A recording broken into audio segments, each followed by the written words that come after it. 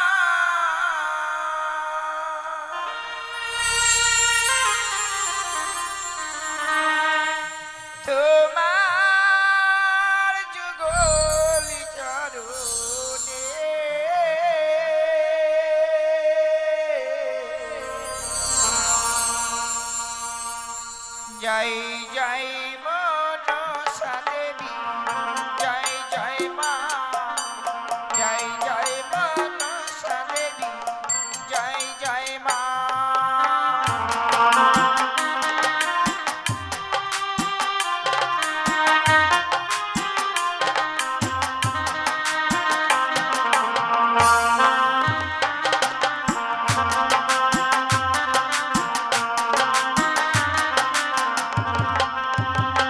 তোমার পূজা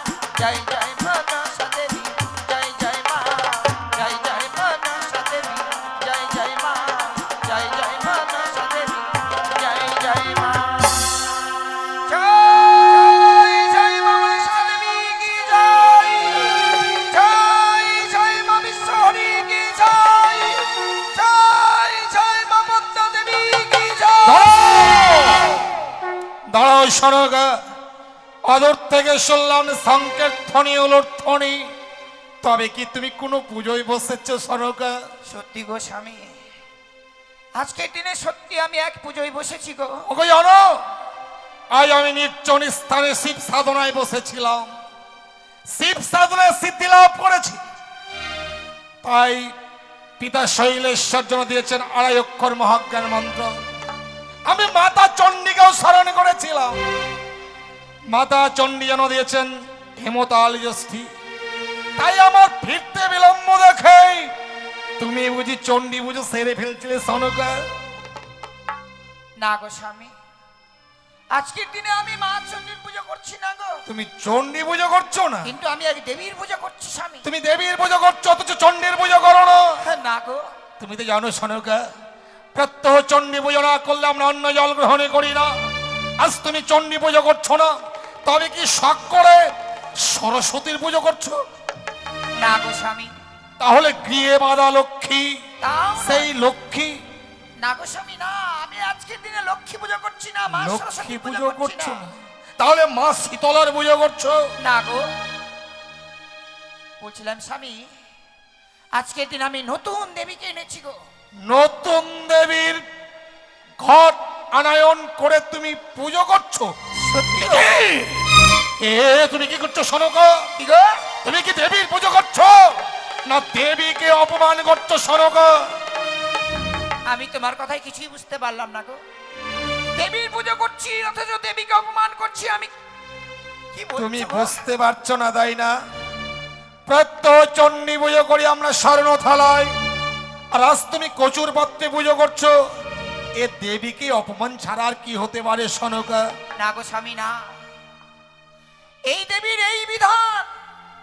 আমি বলেছিলাম যখন আমি এই ঘটবাড়ি আনি, আমি বলছিলাম যে আমার রাজগিরি অনেক স্বর্ণ থালা রয়েছে, স্বর্ণ থালায় পুজো করে আমি মাকে সন্তুষ্ট করব।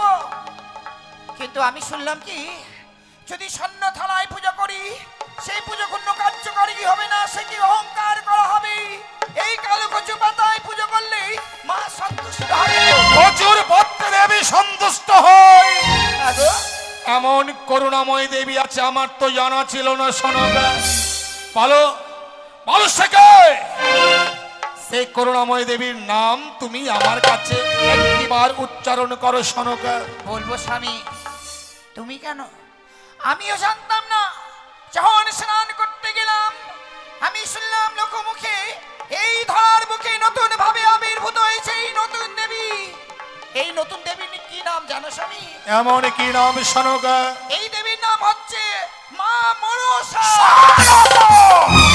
এই কইলে তুমি তুমি মনসা বোঝায় বসেছো? ওই সিজুয়ার বেদনি, সিজুয়ার বেদনির বোঝায় তুমি বসেছো? উঠে এসো, উঠে এসো। না গো স্বামী, হে তুমি এমন করো না গো।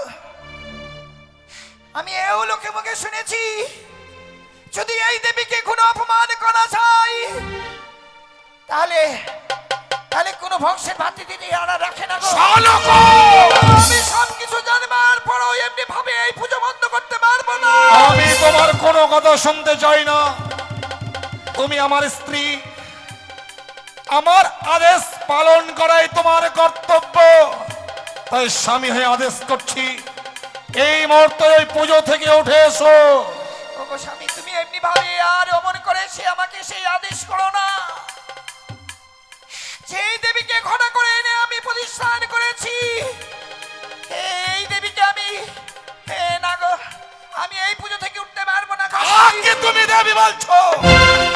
ও দেবী হতে পারে না, ও দেবী নামে কলঙ্কিনী, একটা রাক্ষসিনী। ও সিজো পর্বতের বেদনী, সিজো পর্বতের বেদনীরা কোনোদিন দেবী হতে পারে না। আমি শুধু জানতে চাই তুমি ওই পুজো থেকে উঠবে কিনা। তুমি আমাকে আজকের দিনে ক্ষমা করো স্বামী। যেই ঘটা করে আজকের দিনে দেবীকে প্রতিষ্ঠান করেছি সেই দেবীকে এমনি ভাবে আমি তো বিসর্জন করে দিতে পারি না।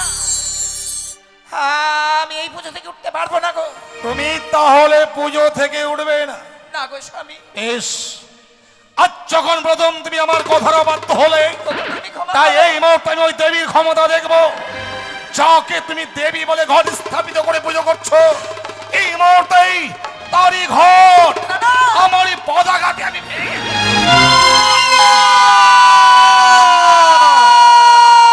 ওরে ওরে ভণ্ড দুরাচার! ও আশা করে এসেছিলাম তোর কি শুধু একটা পুষ্প পাইবার করে তুমি আমায় পুষ্প না দিয়ে কটিলের পতাকা। তুই আবার শিব নন্দিনী, তুই আবার দেবী। কে তোকে দেবী বলে স্বীকার করবে? কচুরি বনে থাকিস বেটি ব্যাং ধরে খাস, বিনা কোলে জন্মগ্রহণে করে চাঁদের হস্তে পুজো চাস। পুজোর পরিবর্তে কি দেবো জানিস? কি দেবে চাও? পুজোর পরিবর্তে দেবো শত শত বাবা। চাপ, ওরে পালিয়ে ওরে যাও। চাঁদ! তুমি মানব হয়ে দেবীকে পদাঘাত করতে পারলে চা। ওরে ওরে চাঁদ! চাঁদ, তুমি আজকের দিনে মনে রেখো তোমার এই প্রতিশোধ আমি খন্ডে খন্ডে নিব চাঁদ। তুই নিজেকে বারবার দেবী বলছিস, অথচ পুজো নেবার জন্য ছলনার আস্তে গ্রহণে করে চম্পকনগরে পদার্পণ করেছে। বল চাঁদ, যেই হস্তে পুজিয়াছি শিব সুলবানী, সেই হস্তে নাহি পুজিব তোরে মতো কচুর বনের কানি। চা, পালিয়ে যা, ধরেছে রাখ। রই আছে মাতা চণ্ডীর মতো জস্তি, এই জস্তির আঘাতে আমি তোর বস্তি।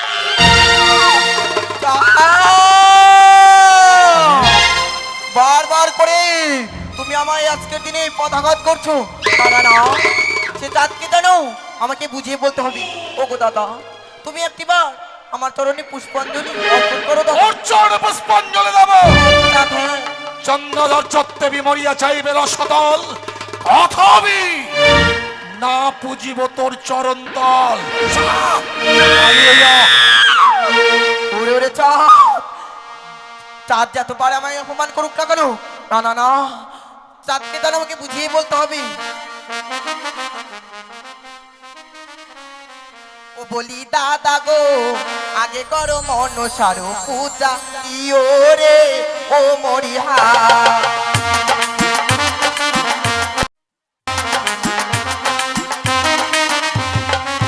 ও বলি দাদা গো, আগে করো মনসার পূজা, ইয়ো রে ও মরিহা।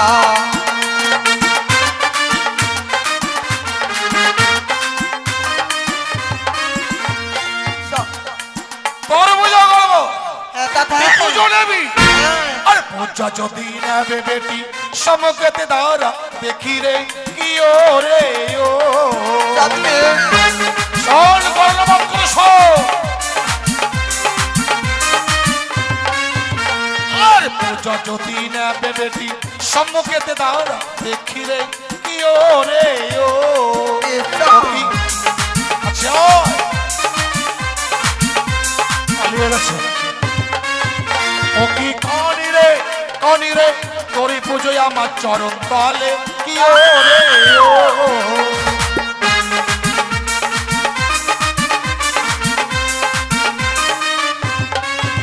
আরে চেলবা মারে মোরেলা সুখের ঘরে কান্না কাটি ও!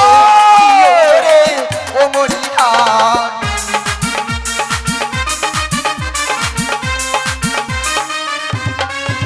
আরে চেলবা মারে মোরেলা তাই না? সুখের ঘরে কান্না কাটি রে ও মরিহা।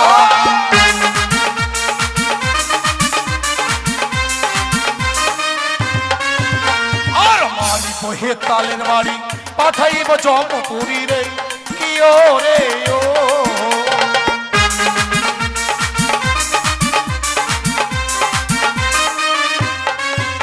আর মারি বহে তালের বাড়ি পাঠাইব জমপুরি রে কি ও রে ও।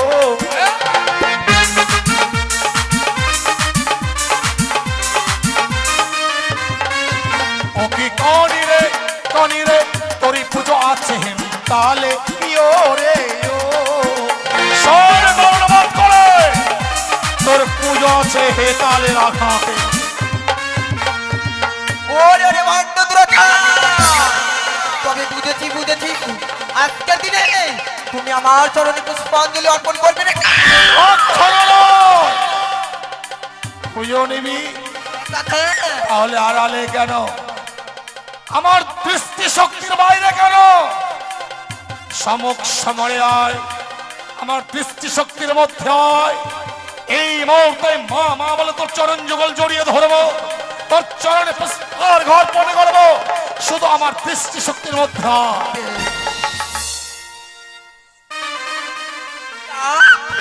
এই তো সেটি চাঁদ দাও চাঁদ দাও একটিবার আমার চরণে পুষ্পাঞ্জলি অর্পণ করো পুজো নেবার রাস্তায় সম্মুখে দাঁড়িয়েছিস, দৃষ্টি শক্তির মধ্যে দাঁড়িয়েছিস, তাহলে নে এই নে এই নে চাঁদের উপযুক্ত পুজো। পুজো নে পুজো নে পুজো নে বেটি পুজো নে।